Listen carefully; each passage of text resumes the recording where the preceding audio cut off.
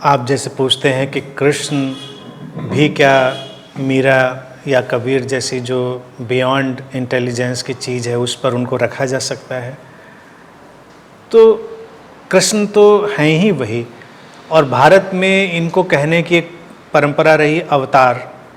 अवतार का मतलब उनका अवतरण हुआ है, वो कल्टीवेट नहीं हुए हैं, तो वो बिल्कुल अलग है। अब भक्ति मार्ग जो है ना, पहला तो एक विषय ये है कि इसको बहुत गौर से देखना चाहिए। कृष्ण के साथ भक्ति मार्ग लोगों ने जोड़ा हुआ है, और मैं हमेशा ये कहता रहा हूँ कि भक्ति मार्ग एक स्टूपिड टर्म है। ये टर्मिनोलॉजी ही पूरी बेसलेस है। भक्ति का कोई मार्ग नहीं होता। मार्ग ध्यान का है, ज्ञान का है, भक्ति का कोई मार्ग नहीं। वो तो है, नहीं है तो नहीं है। भाई प्रेम का शुद्धतम रूप हुआ भक्ति।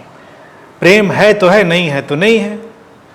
फिर भक्ति को लोग समझते हैं कि कुछ कर्मकांड, कुछ जो ये सिस्टमेटिक क्रियाकलाप है वो है।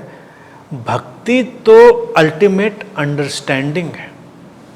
भक्ति ऐसी चीज नहीं है कि जो दिखाई देता स्वरूप है वो भक्ति का है। मंदिर गए, घंटी बजाई, कुछ पूजा पाठ किया, कुछ रोए धोए, भक्ति उसको नहीं कहते। भक्ति है अल्टीमेट अंडरस्टैंडिंग। कृष्ण के संदर्भ में वही अंडरस्टैंडिंग आनी है।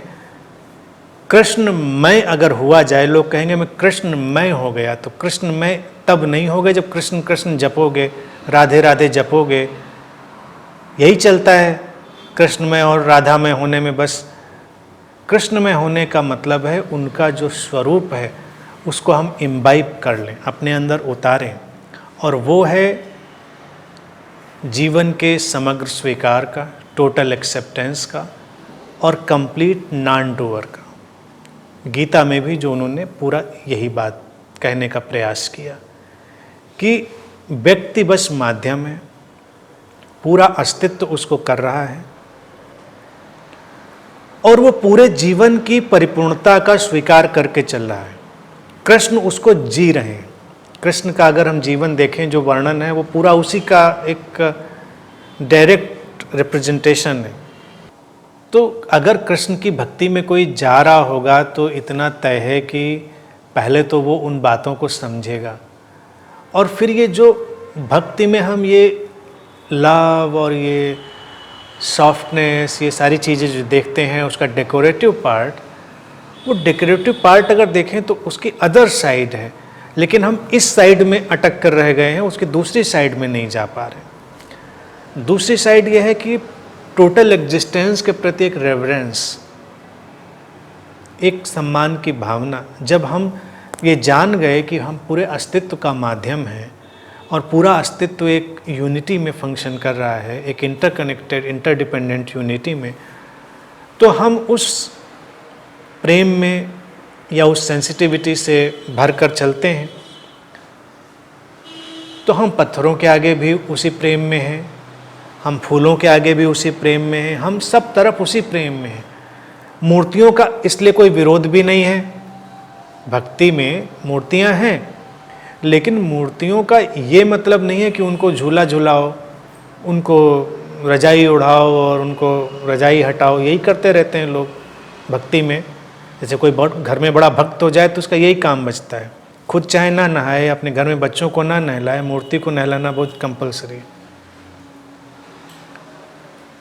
लेकिन प्रश्न ये उठे, क्या उसको इतनी संवेदनशीलता विकसित हो गई है कि पत्थरों में जीवन नजर आता है?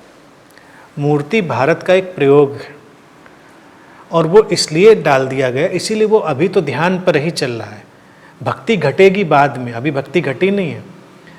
एक पत्थर की मूर्ति के आमने सामने होकर कोई जब इतना सेंसिटिव हो जाए कि उस पत्थर में भी उसको जीवन नजर आए, वो interconnected interdependent flow of life नजर आए, तो भक्ति आ गई।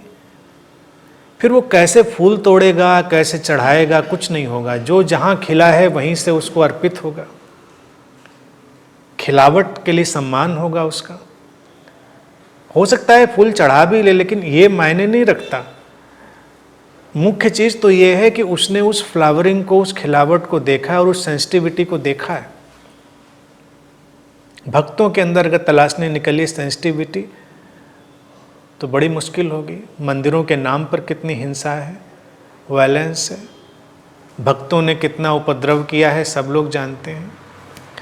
तो भक्ति का बिल्कुल परिदृश्य ही एक्चुअल में अलग है। वो बड़ी समझ के बाद घटी हुई घटना है। अब ये तो बहुत गहरी संवेदनशीलता चाहिए कि जब हमको एक पत्थर के टुकड़े में भी उस लाइफ फोर्स का दर्शन हो जाए। अभी नहीं है। तो हमको ये चीज़ देखनी पड़ेगी कि जो वास्तविकता है उधर जा रहा है व्यक्ति, या अपनी स्यूडो चीज़ों पे। स्यूडो चीज़ें आसान होती, जल्दी अट्रैक्ट करती हैं। धूम धड़ाका करो, गाना बजाना गाओ, भक्ति हो गई। भक्ति तो बिल्कुल अलग चीज़ है। भारत में इसीलिए अगर ज़्यादा गौर करेंगे तो भक्ति वगैरह की ज़्यादा बात नहीं हुई है। यहाँ ध्यान साधना की बात है। अब अगर हम, जैसे मैंने 64 योगिनियों की बात करी और ये शक्ति साधना, इन सब की कई बार बात करी, तो यहाँ भी हम देखेंगे कि बड़ी भक्ति भावना है, देवी के प्रति एक आराधना श्रद्धा का भाव है। लेकिन वो चल साधना के रास्ते से रहे, अनुभव अनुभूति के रास्ते से चल रहे हैं, अपनी प्रज्ञा को जगाने के रास्ते पर।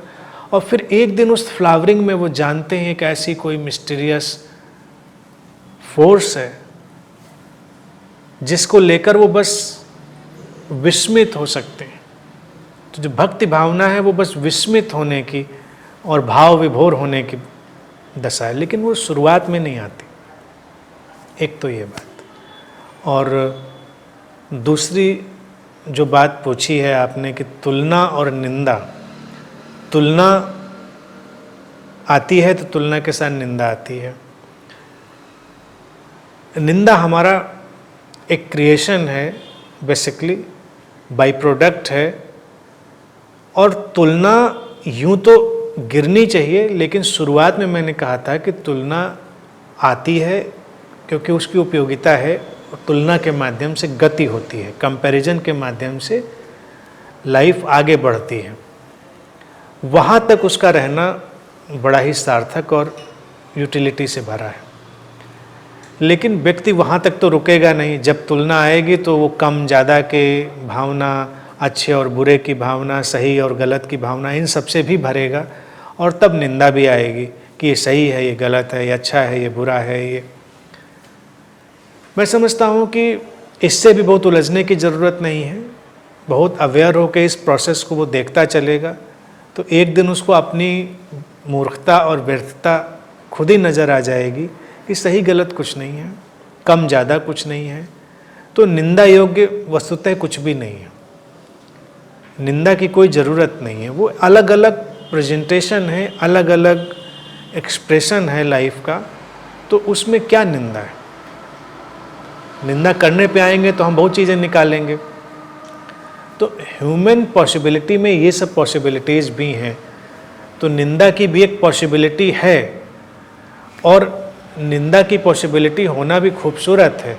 साधु संत महात्मा लोग बहुत प्राचीन काल से कोशिश कर रहे थे कि सबको निकाल के फेंक दें, निंदा वगैरह को। निकली नहीं, अभी भी चल रही, और सबसे ज़्यादा उन्हीं के यहाँ चलती है। लेकिन उसकी यूटिलिटी है। जब आप उसमें जाएंगे तभी उसकी व्यर्थता भी दिखेगी। एक दिन दिखेगी क्या हम बेवकूफ़ी का काम कर रहे हैं, आप उससे बाहर हो जाएंगे, फिर उसके अंदर नहीं जाएंगे। तो जाना और फिर उससे निकलना, ये एग्जिस्टेंस का एक वे है, एक तरीका है। अगर आप किसी चीज़ में जाएंगे नहीं तो उसकी व्यर्थता भी नहीं देखेंगे।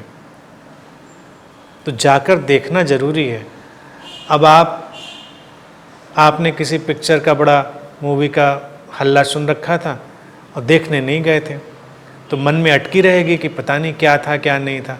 तो फिर जब आप जाएंगे, जाकर देखाएंगे तो ख़त्म हो जाएगा क्या था।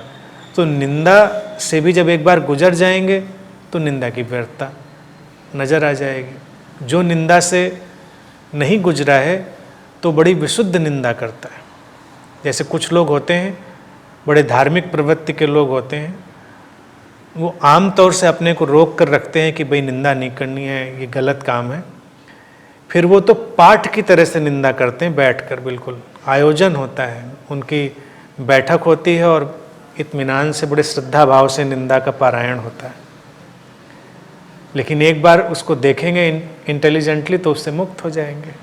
इसलिए निंदा से भी मैंने कहा था कोई बड़ी विरोध की बात नहीं है, देखते चलना है कि हम क्या कर रहे हैं, ये व्हाट इज़ दिस, इसी कोई यूटिलिटी है, इसकी क्या कोई उपयोगिता है। बस इतनी अवेयरनेस अपने अंदर डाले रखेंगे तो हर चीज़ से हम धीरे धीरे करके उसके रियल एलिमेंट की तरफ चलते चले जाएंगे। ठीक है, आज के लिए।